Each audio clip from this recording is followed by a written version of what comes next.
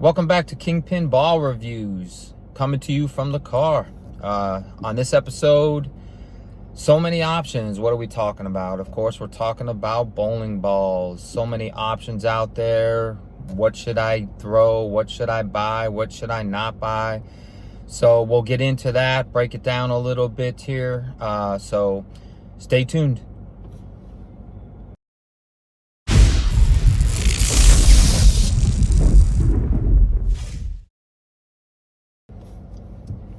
All right, so today we're just gonna, I figured I'd talk a little about, who's buying, the bowling balls. Why do we buy the bowling balls?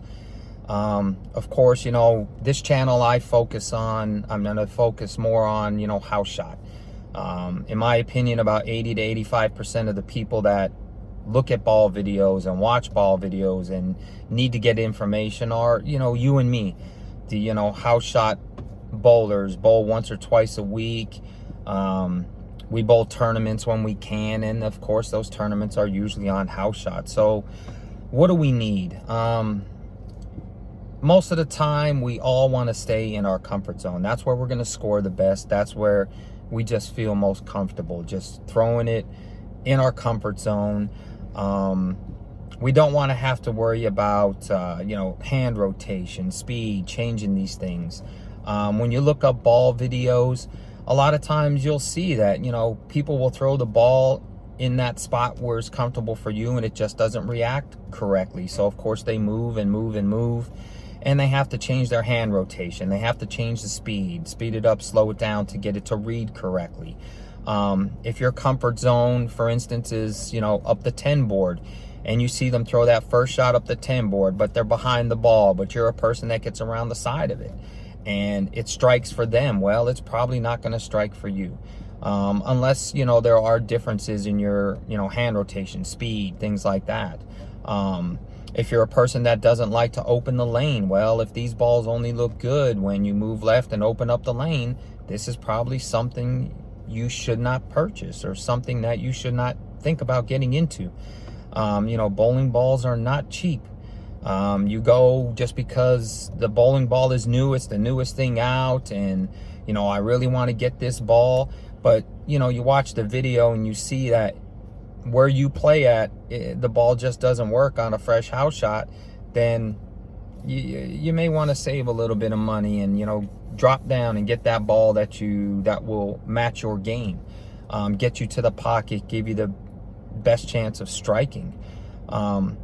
And a lot of these videos too are shot on, sports patterns or challenge, where on sports and challenge, these patterns will make balls look very different. Where when you get on a house shot brings balls very close together. One of the problems, with building an arsenal, people try to fill gaps this big when they should be filling gaps this big, because a house shot will bring these balls much closer together. A way to separate these balls, of course, is with surface. But how many times when you go out to league or go to a house shot do you actually see somebody during practice hitting a ball with an Abalone pad? Or it's not often. We go out there with what we got. We set our balls up and we go there and we bowl. So the best thing is, you go into that pro shop, let them know a little bit about how you throw the ball. Keep an eye on when you're bowling, your speed, how consistent, does it fluctuate very much, what's the average speed that you throw, and let them know kind of how you release the ball, and also let them know what part of the lane you like to play.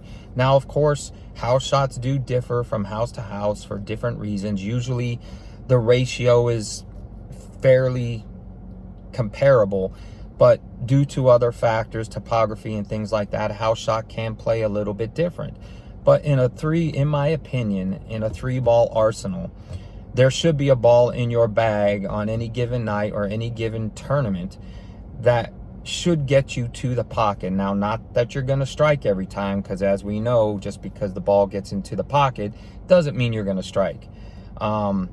So the biggest thing is building an arsenal that fits your game. Not the person on the video throwing the ball, this is a must-get ball. maybe for them, or for the angle that they're playing at, or for the reaction that they see from this ball. If that's the reaction you're looking for, yes, get that ball. But, you know, for your standard, you know, up to 10 board boulders, you know, you need to get you that benchmark ball that will go ahead and, you know, blend the wet dry that we all always see on house shots, the best for you, and give you the best chance of getting to the pocket and give you the largest margin for error. To be able to go out there and, you know, rotate your hand here, rotate your hand there, different roll on the ball, slow the ball down, speed the ball up, to consistently to be able to do that and hit your mark at the same time takes a lot of practice. I don't do this for a living. I'm not out there bowling 4 or 5 days a week. I'm not practicing, you know, 2-3 days a week. I just don't have the time to get that into muscle memory to be able to repeat it consistently.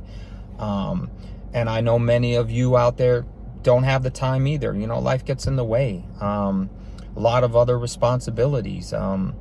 So trying to build an arsenal that gives you the best opportunity to get to the pocket on any given night in your league.